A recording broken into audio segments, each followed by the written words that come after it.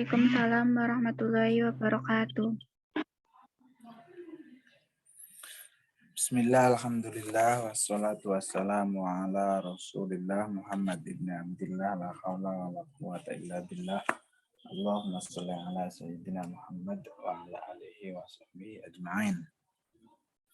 Rabbi shrah li sadri wa yassir li amri wa hlul 'uqdatam min lisani yafqahu qawli. Allahumma salli ala sayyidina Muhammad wa ala alihi wa sahbihi ajma'in. Alhamdulillah kita bisa melanjutkan perkuliahan kita di pekan ini.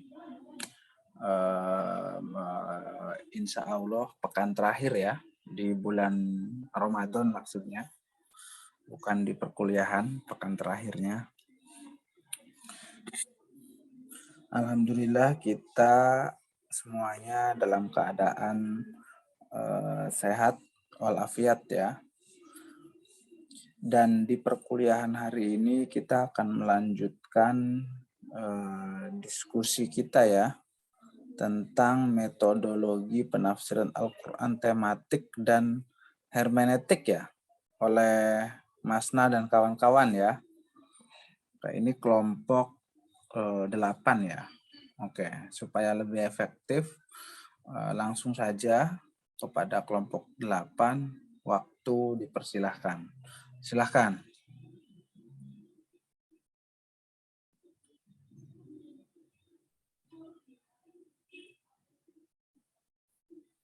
Halo, terdengar nggak?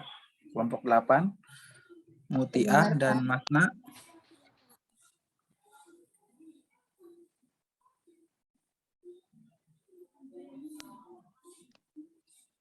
Baik, Assalamualaikum warahmatullahi wabarakatuh. Selamat pagi Pak Irwanto dan teman-teman. Di sini kami dari kelompok 8 yang beranggotakan saya Fadila Ulifati Matsna dengan NIM 21104060023 dan teman saya Mutiah dengan NIM 21104060024 akan mempresentasikan hasil diskusi kami mengenai metodologi penafsiran Al-Quran, tematik, dan hermeneutik. Langsung saja kita mulai presentasinya. Yang pertama, pengertian metode tafsir tematik. Secara etimologi, maudu'i berarti tema atau pembicaraan. Menurut Ali Hasan Al-Arif, tafsir tematik adalah suatu metode yang ditempuh oleh seorang mufasir dengan jalan menghimpun seluruh ayat-ayat Al-Quran yang berbicara tentang suatu pokok pembicaraan atau tema yang mengarah kepada satu pengertian atau tujuan. Sejarah metode tafsir tematik. Menurut catatan Quraisy, tafsir tematik berdasarkan surah digagas pertama kali oleh seorang guru besar jurusan tafsir Fakultas Usuluddin Universitas Al-Azhar, Syekh Mahmud Shaltut pada Januari 1960. Karya ini termuat dalam kitabnya Tafsir Al-Quran Al-Karim. Sedangkan tafsir maudu'i berdasarkan subjek digagas pertama kali oleh Ahmad Said Al-Qumi, seorang guru besar di institusi yang sama dengan Syekh Mahmud Shaltut jurusan tafsir Fakultas Usuluddin Universitas Al-Azhar dan menjadi ketua jurusan tafsir sampai tahun 1981. Model tafsir ini digagas pada tahun 1960-an. Buah dari tafsir model ini menurut Quraisy Shihab diantaranya adalah karya-karya Abbas Mahmud Al-Ahad, Al-Insan fi Al-Quran, Al-Mar'ah fi Al-Quran, dan karya Abul Al-Ala Al-Maudu'i, Al-Riba fi Al-Quran. Kemudian tafsir model ini dikembangkan dan disempurnakan lebih sistematis oleh Abdul Hayy Al-Farmawi pada tahun 1977 dalam kitabnya Al-Bidayah fi Al-Tafsir Al-Maudu'i, dirasah Manhajiyah Ma'udiyah. Bisa di next. Selanjutnya, macam-macam metode tafsir tematik. Pertama, membahas satu surat Al-Quran secara menyeluruh, memperkenalkan dan menjelaskan maksud-maksud umum dan khususnya secara garis besar dengan cara menghubungkan ayat yang satu dengan yang lain, atau antara satu pokok masalah dengan pokok masalah yang lain. Dengan metode ini, surat tersebut tampak dalam bentuknya yang utuh, teratur, betul-betul cermat, teliti, dan sempurna. Metode maudu'i seperti ini juga bisa disebut sebagai tematik plural. karena tema-tema yang dibahas lebih dari satu. Berkenaan dengan metode ini, Al-Syatibi sebagai diikuti oleh Al-Farbawi mengatakan bahwa satu surat Al-Quran mengandung banyak masalah yang pada dasarnya masalah-masalah itu satu karena hakikatnya menunjuk pada satu maksud. Menurut Quraisy Shihab, biasanya kandungan pesan satu surat diisyaratkan oleh nama surat tersebut. Selama nama tersebut bersumber dari informasi Rasulullah, contoh kitab tafsir bentuk ini adalah Al-Tafsir Al-Wadi, karya Muhammad Mahmud Hijazi, dan Nahwa Tafsir Maudu'i li Suwal Al-Quran Al-Karim, karya Muhammad Al-Ghazali. Sirah Al-Waqi'ah wa Manhajuha fi Al-Ahaid, karya Muhammad Gharib, dan karya tafsir yang lainnya. Kedua, tafsir yang menghimpun dan menyusun ayat-ayat Al-Quran yang memiliki kesamaan arah dan tema, kemudian memberikan penjelasan dan mengambil kesimpulan. Bentuk yang satu ini sering digunakan dan istilah maudu'i identik dengan bentuk seperti ini.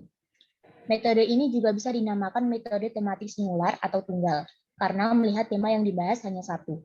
Banyak kitab-kitab tafsir maudu'i yang menggunakan bentuk seperti ini, baik pada era klasik maupun kontemporer sekarang ini. Mulai dari yang membahas ijaz Al-Quran, nasib mansukh, ahkam Al-Quran, dan lainnya. Contohnya adalah Al-Mar'ah fi Al-Quran dan Al-Insan fi Al-Quran Al-Karim, karya Abbas Mahmud Al-Ahad, Dustur Al-Akhlaq fi Al-Quran, karya Muhammad Abdullah Daras, dan kitab-kitabnya. Selanjutnya, langkah-langkah menggunakan metode tafsir tematik. Yang pertama, menetapkan masalah atau judul. Yang kedua, menghimpun atau menetapkan ayat-ayat yang menyangkut masalah tersebut.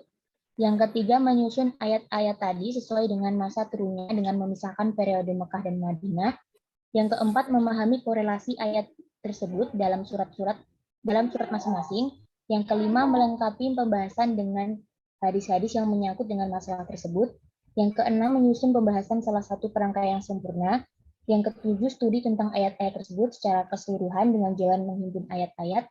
Lalu yang terakhir, menyusun kesimpulan-kesimpulan yang menggambarkan jawaban Al-Quran terhadap masalah yang dibahas tersebut. Selanjutnya, kelebihan dan kekurangannya. Untuk kelebihan, yang pertama, menafsirkan ayat dengan ayat atau dengan hadis Nabi. Yang kedua, kesimpulan yang dihasilkan mudah dipahami. Yang ketiga, metode ini memungkinkan seseorang untuk menolak anggapan adanya ayat-ayat yang bertentangan dengan Al-Quran. Yang keempat, menjawab tantangan zaman. Permasalahan dalam kehidupan selalu tumbuh dan berkembang sesuai dengan perkembangan kehidupan itu sendiri. Lalu untuk kekurangannya, yang pertama, tidak dapat menafsirkan ayat-ayat Al-Quran secara keseluruhan, seperti yang dilakukan dengan metode tahlili dan ijmawi.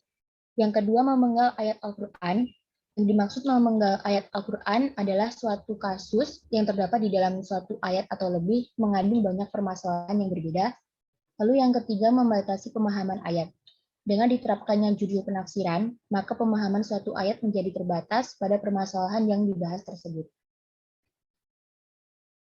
Untuk materi selanjutnya akan dijelaskan oleh Mutiah. Baik, terima kasih atas waktunya. Selanjutnya yaitu pengertian metode tafsir hermeneutik. Secara harfiah, hermeneutika artinya tafsir. Secara etimologis, hermeneutika yang dalam bahasa Inggrisnya adalah hermeneutics berasal dari kata Yunani hermeneuin dan hermeneia yang masing-masing berarti menafsirkan dan penafsiran. Istilah tersebut dalam berbagai bentuknya dapat dibaca dalam sejumlah literatur peninggalan Yunani kuno, seperti yang digunakan oleh Aristoteles dengan sebuah risalah yang berjudul Perihermeneias tentang penafsiran. Lebih dari itu, sebagai sebuah terminologi, hermeneutika juga bermuatan pandangan hidup dari para penggagasnya. Sejarah metode tafsir hermeneutik. Istilah hermeneutika sebagai ilmu tafsir pertama kali diperkenalkan oleh seorang teolog Jerman bernama Johann Conrad dan Her. Pada sekitar abad ke-17 dengan dua pengertian yaitu hermeneutika sebagai seperangkat prinsip metodologis penafsiran dan hermeneutika sebagai penggalian filosofis dari sifat dan kondisi yang tidak dapat dihindarkan dari kegiatan memahami. Karl Braten merupakan filosof yang mengakomodasi kedua pengertian tersebut menjadi satu dan menyatakan bahwa hermeneutika adalah ilmu yang merefleksikan bagaimana satu kata dengan satu peristiwa di masa dan kondisi yang lalu bisa dipahami dan menjadi bermakna secara nyata di masa sekarang, sekaligus mengandung aturan-aturan metodologis untuk diaplikasikan dalam penafsiran dan asumsi-asumsi metodologis dari aktivitas pemahaman.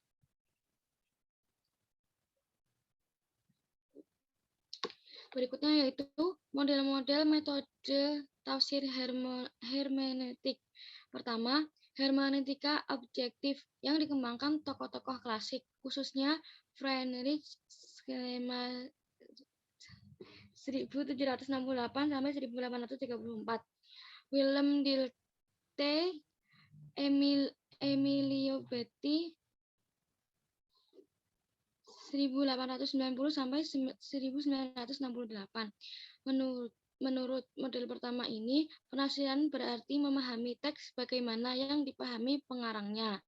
Sebab apa yang disebut teks menurut Schleiermacher adalah ungkapan jiwa pengarangnya. Sehingga seperti juga disebut dalam hukum Betti, apa yang disebut makna atau tafsiran atasnya tidak didasarkan oleh kesimpulan kita, melainkan diturunkan dan bersifat instruktif. Yang kedua yaitu hermeneutika subjektif yang dikembangkan oleh tokoh-tokoh modern, khususnya Hans Georg Gadamer dan Jacques Derrida. Menurut model kedua ini, hermeneutika bukan usaha menemukan makna objektif yang dimaksud si penulis, seperti yang diasumsikan oleh model hermeneutika objektif, melainkan memahami apa yang tertera pada teks itu sendiri. Titik tekan model kedua ini adalah isi teks itu sendiri secara mandiri, bukan pada ide awal si penulis. Inilah perbedaan mendasar antara hermeneutika objektif dan subjektif. Dalam konteks keagamaan, teori hermeneutika subjektif ini berarti akan merekomendasikan bahwa teks Al-Quran harus ditafsirkan sesuai dengan konteks dan kebutuhan kekinian. Apa yang dimaksud dengan asbabun nuzul adalah realitas historis saat ini. Model yang ketiga yaitu hermeneutika pembebasan yang dikembangkan oleh tokoh-tokoh muslim kontemporer, khususnya Hasan Hanafi dan Farid Esak. Hermeneutika ini sebenarnya didasarkan atas pemikiran hermeneutika subjektif, khususnya dari Gadamer. Namun menurut tokoh hermeneutika pembebasan ini, hermeneutika tidak hanya berarti ilmu interpretasi atau metode pemahaman, tetapi lebih dari itu adalah aksi. Menurut Hanafi, dengan kaitannya dengan Al-Quran, hermeneutika adalah ilmu tentang proses wahyu dari huruf sampai kenyataan, dari logos sampai praksis, dan juga transformasi wahyu dari pikiran Tuhan ke pikiran manusia.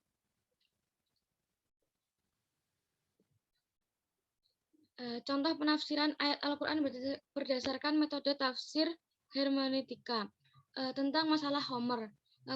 Penafsiran terhadap ayat dalam surat Al-Maidah ayat 90 yang artinya, hai orang-orang yang beriman, sesungguhnya meminum Homer, berjudi, berkorban untuk pahala, mengundi nasib dengan panah adalah termasuk perbuatan syaitan. Maka jauhilah perbuatan-perbuatan itu agar kamu mendapatkan keberuntungan. Quran surat Al-Maidah ayat 90. Ayat tersebut menurut Nasr Abu Zaid secara konteks pada masa itu memang diharamkan karena kondisi masyarakat Arab pada saat itu cuacanya sangat panas.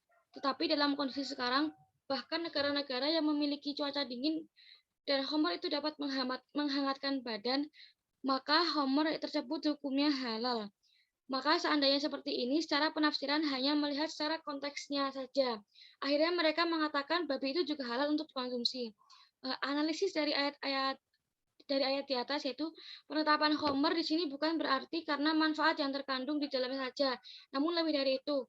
Homer dapat memabukkan dan termasuk dalam perbuatan yang keji. Quraisy Shihab. Baik di tempat yang panas ataupun di tempat yang dingin. Rasulullah SAW bersabda, setiap apa yang memabukkan adalah Homer dan setiap Homer adalah haram.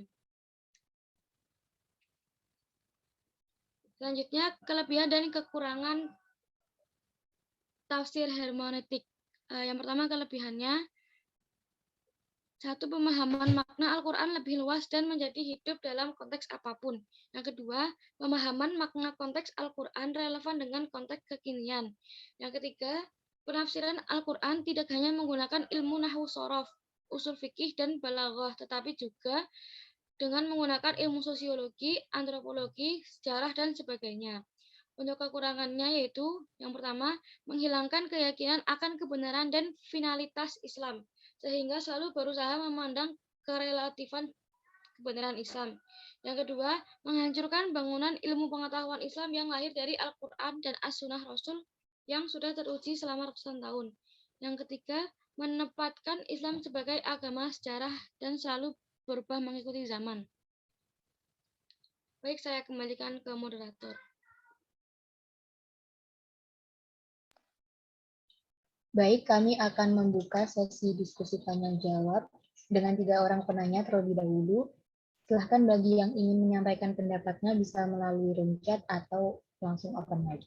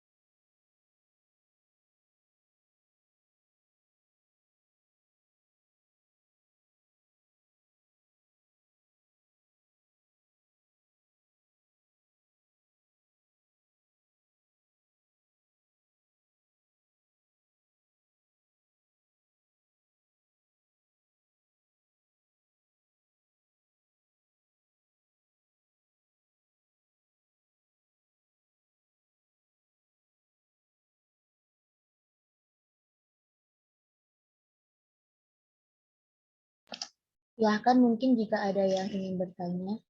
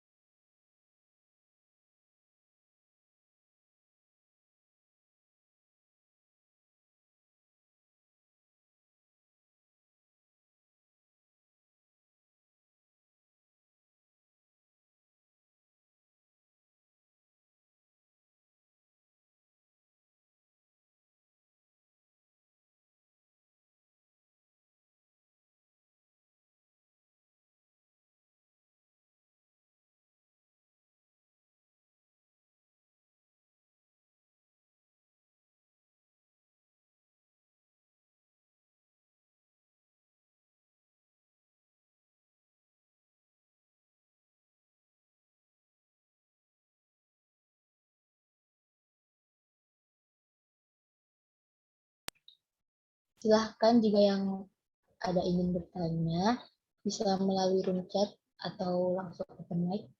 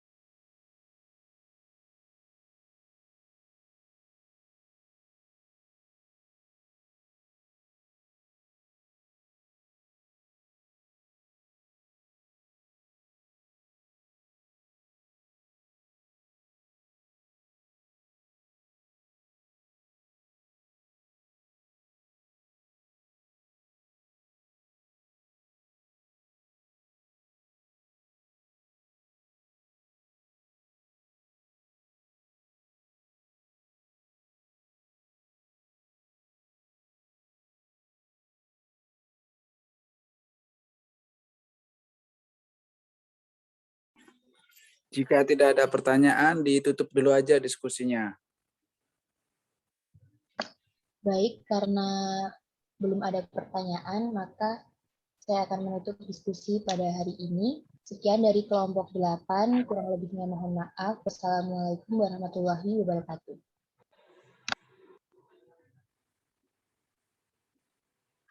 Waalaikumsalam warahmatullahi wabarakatuh. Ini sudah tidak ada pertanyaan, kayaknya udah bau-bau lebaran ini. Pada mudik toh? Saya tidak mudik, Pak. Kenapa Ria nggak mudik? Karena rumahnya dekat semua yang saudara. Oh, di situ, di Jogja. Iya, Pak. Oke. Yang lain ada yang sudah mudik? Itu siapa? Asri? Sudah, Pak. Kemana mudiknya Asri? Ke Wonosobo, Pak. Oh, Wonosobo mah dekat. Ya, oke, nggak apa-apa. Bapak akan menambahkan ya diskusi teman-teman ya terkait dengan apa tadi materinya? Tentang tafsir. tematik sama hermeneutik, Pak. Oke, tafsir tematik dan hermeneutik ya. Tematik itu per tema ya atau per bab. Tadi sudah dijelaskan keunggulan, kelebihan dan kekurangannya. Lebih mudah difahami ya karena per bab. Tadi banyak contoh-contoh tafsirnya, misalkan tafsir ini ketika ngebahas tentang apa satu bab tertentu, misalkan tafsir tentang alam semesta. Nah, maka tadi caranya, jadi semua ayat-ayat kauniyah yang berkaitan dengan alam semesta dikumpulin. Nah, tadi yang ada 6 itu ya caranya ya, kalau nggak salah. Nah itu seperti itu. Ada berapa? 8. Iya, dikumpulin, diambil sumber-sumbernya, terus didukung sama hadis-hadis, nah, terus dijelaskan. Kekurangannya ya tadi ya kepotong-potong, karena kan kadang-kadang pemahaman ayat per ayat ini kan bisa membahas lebih dari satu bab, lebih dari satu problem. Tapi ya nggak apa-apa.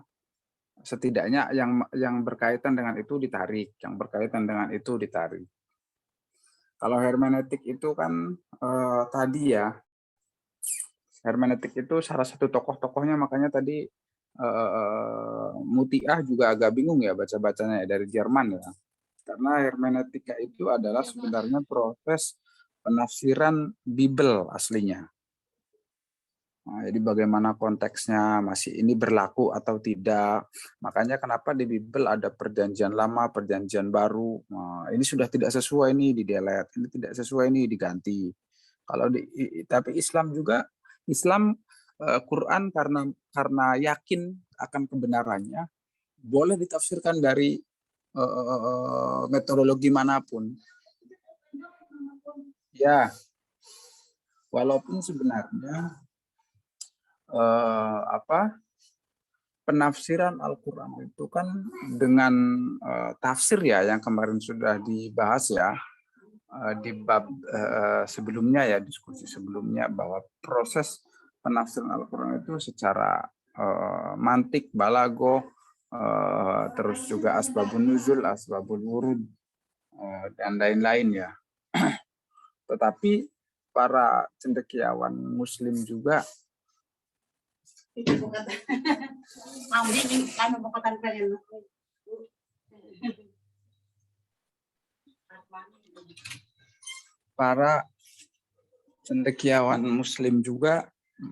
nggak apa-apa, silahkan ditafsirkan dari hermeneutik juga. Salah satunya tadi dicontohkan penafsiran tentang Homer ya, bahwa ketika misalkan Homer itu tadi di tempat dingin, tidak dingin, terus sehingga jadi halal, tetapi ada keterusan, ada lanjutan teksnya. Salah satunya adalah tadi bukan hanya itu, tetapi di ayat lain juga didukung ya, dikatakan bahwa sesungguhnya Homer itu lebih banyak mudorotnya daripada manfaatnya, sehingga diharamkan. Jadi sangat argumentatif ya. Makanya di prodi tafsir Quran dan tafsir di UIN Sunan Kalijaga khususnya dipakai juga. Dan tidak ada yang bertentangan karena kuat. Jadi tidak ada yang bisa dihapus. Misalkan ini jadi berubah nih hukumnya. Tidak seperti itu. Makanya jadi tafsir hermeneutik itu tadi ya, berdasarkan konteks ini juga sudah diajarin sebenarnya dalam Islam. Ada seperti metode-metode asbabun nuzul, itu kan lihat-lihat juga dari konteks-konteksnya. Nah, jadi dan pakai hermeneutik juga, walaupun ada beberapa yang menolak tokoh-tokoh Islam karena dianggap ini kan tafsir buat Bible, kenapa ditafsirkan ke Al-Quran. Tetapi kalau kita membatasi itu karena takut salah ya salah juga. Al-Quran kan ditantang juga sama Allah. Ditantangnya kalau misalkan Al-Quran ini bukan dari sisiku, maka silakan buat semisal. Berarti kan tantangan silakan mau dipakai cara apapun. Kalau yang namanya benar pasti akan teruji. Seperti itu. Terus itu terkait bab materi hari ini, tematik dan hermeneutik tadi ya, seperti contoh-contohnya. Terus kemarin juga ada Bapak mau cerita tentang ini ya, cerita Israiliyat ya. Bener nggak? Ria, Asri, Lilis. Iya, Pak. Kemarin ada yang bertanya tentang cerita-cerita Israiliyat ya, walaupun sudah dibahas sebagian. Cerita Israiliyat itu adalah rujukan sumber yang diambil dari ahli kitab Yahudi dan Nasrani yang masuk Islam pada waktu dulu, yang mana kitab Injil dan kitab ahli kitab sebelum sekarang yang masih otentik ya. Jadi Injilnya bukan Injil sekarang yang sudah banyak pembaharuan, tetapi Injilnya Injil zaman pas Nabi masih ada, zaman sahabat. Itu kan banyak ya pendeta-pendeta atau rohib-rohib yang menunggu dan percaya kepada datangnya Nabi Muhammad SAW. Ada 3 kategori ya, ada yang dibolehkan, ada yang dibolehkan meriwayatkan. Maksudnya ketika kita cerita, kita boleh meriwayatkannya, menceritakannya ketika tidak bertentangan. Tapi kalau misalkan bertentangan ya kita jangan diterima. Atau yang ketiga diterima enggak, ditolak enggak. Tapi sebenarnya ketika periwayatan Israiliyat ini sebenarnya bukan berkaitan dengan hukum. Seperti misalkan cerita-cerita tentang Nabi Musa, cerita-cerita tentang Nabi Nuh yang dulu ada di kitab mereka. Itu yang rohib-rohibnya atau pendeta-pendetanya masuk Islam diceritakan, seperti misalkan apa sih warna tongkatnya Nabi Musa, kayu terbuatnya Nabi Nuh itu terbuatnya dari ini. Itu adanya di kitab-kitab sana. Jadi bukan sumber hukum ya, tetapi tentang lebih ke cerita-ceritanya.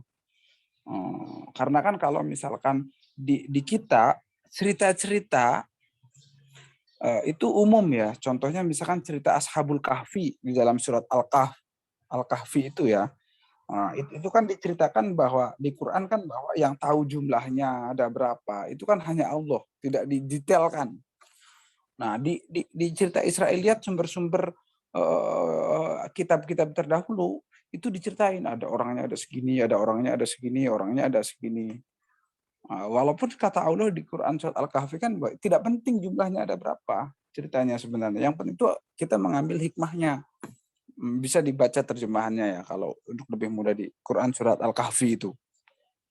Ketika cerita tentang Ashabul Kahfi, pemuda-pemuda penunggu yang tidur di gua itu, yang tidur ratusan tahun, terus terbangun itu.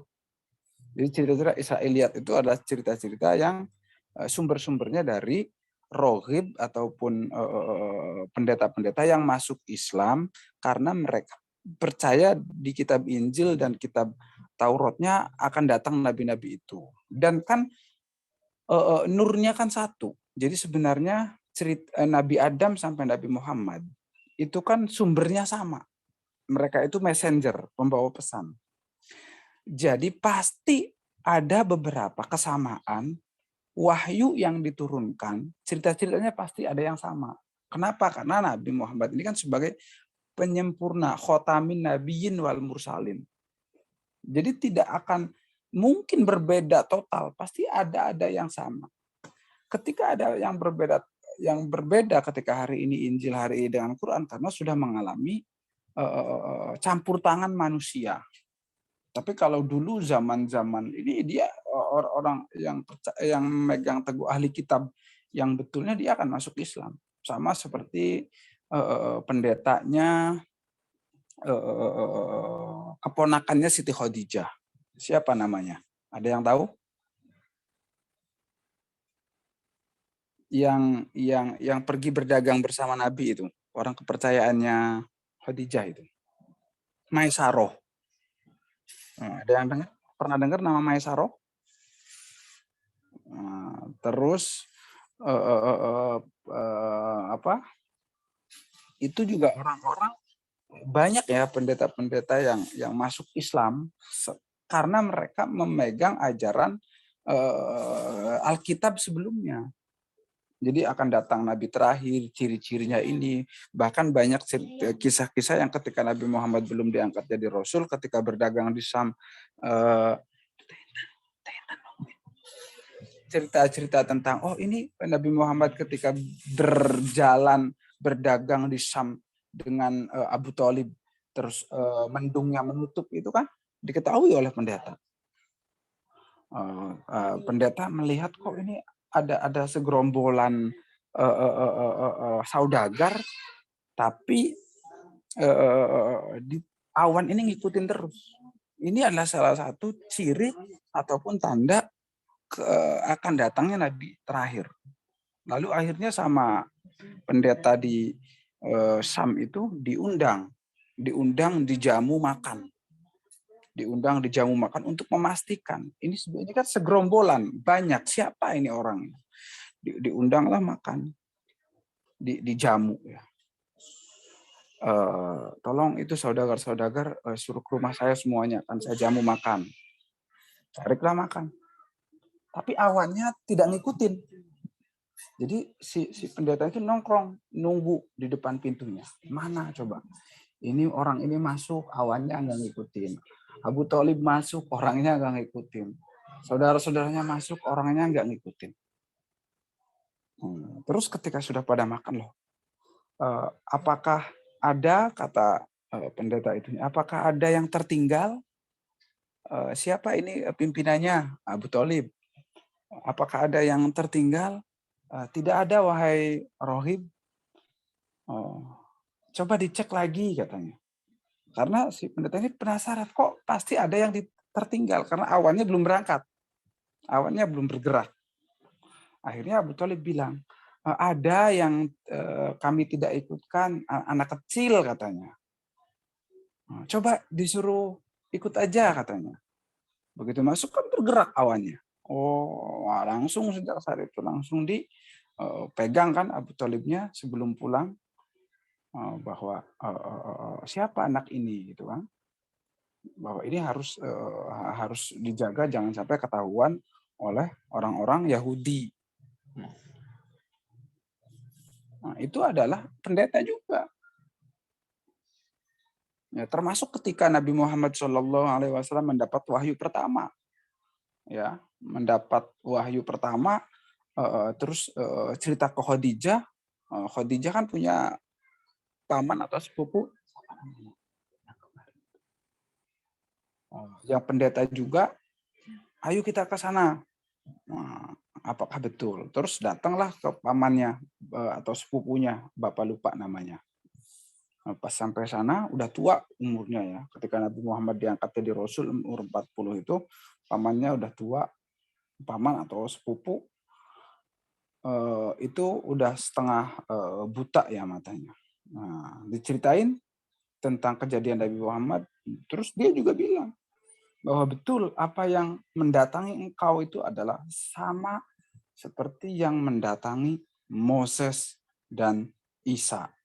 Nah, terus juga dia bilang, seandainya aku diberi umur panjang, maka aku akan ikut mendukung, membela di belakangmu, dan aku akan ikut ketika nanti aku akan ikut membelamu ketika engkau akan diusir dari kaummu sendiri.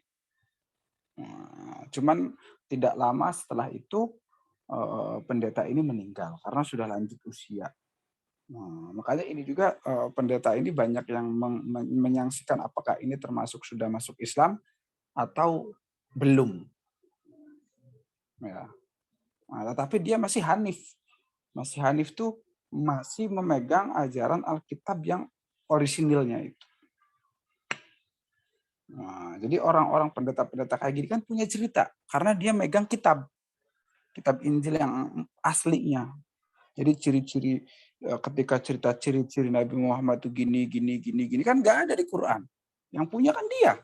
Quran kan nggak bakal cerita ciri-ciri Nabi karena kan orang ketika sudah datang baru diturunin. Gitu. Nah, jadi mereka yang punya kisah-kisah gini, kisah-kisah gini, cuman nggak kadang-kadang kan nggak semuanya belum tentu ya yang otentiknya itu cerita-cerita apakah makanya akhirnya para ulama kan kalau ini bertentangan dengan ajaran Islam ya jangan diterima. Nah, seperti itu ya. Asri, Lilis, Ria, dan kawan-kawan. Oke. Ini siapa yang tidak hadir? Asri, kayaknya ada 25 ya. Tadi sudah 27, Pak. Tadi sudah 27. Pesertanya ada berapa? 26. Berarti hadir semua ya? Iya, Pak. Kemarin sudah di absen belum? Asri. Udah ya? Bapak nggak ngabsen langsung nggak pekan kemarin? Kemarin di absen, Pak. Sama Bapak langsung? Iya. Ini hadir semua. Oke. Ada pertanyaan sebelum ditutup? Ini Bapak juga mudik ya? Oke. Kalau tidak ada pertanyaan, nanti pekan depan berarti libur ya? Pekan depan itu tanggal berapa, Asri? Sekarang tanggal 27 April, Pak. pekan depan tanggal